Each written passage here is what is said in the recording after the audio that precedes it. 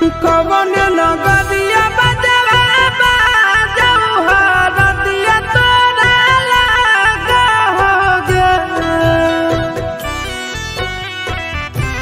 कवन नगरिया बजवा बाजऊ हरदिया तोरा लागा हरदिया तोरा लागा होगे। जानू गे सुनी के कर जा हमर फाटो हो दरदिया कोई नहीं बाटो होगे। जानू गे सुनी के कर जा हमर फाटो हो दरदिया कोई नहीं बाटो होगे। पूर्व नगरिया बजवा बाजऊ हरदिया हमारा लागो हरदिया हमारा लागो हो रे। सोना रे घरवा के लोगा बहई मनवा मड़वा बैठी डाटो हो रे। सोना रे घरवा के लोगा बहई मनवा मड़वा बैठी डाटो हो रे।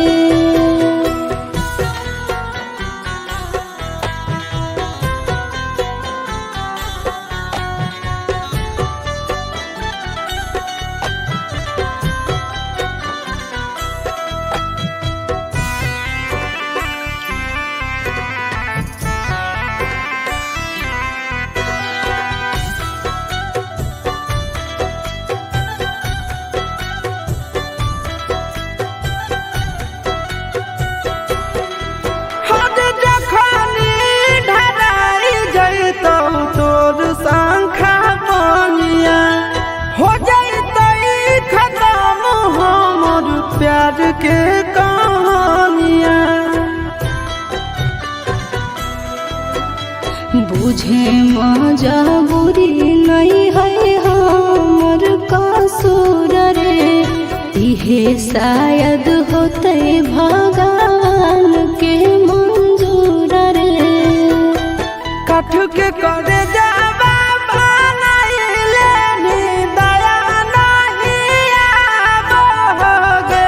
जानू गे सुनी के करे जा हमर फाटो हो दरदिया कोई नहीं बाटो होगे।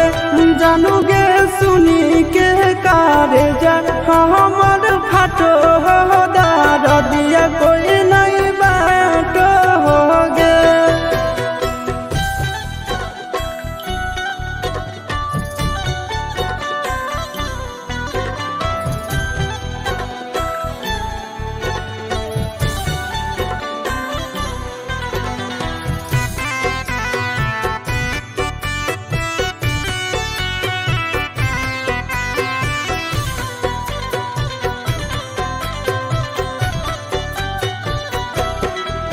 आगे तोरे नाम धड़को है दिल के धड़कनवा।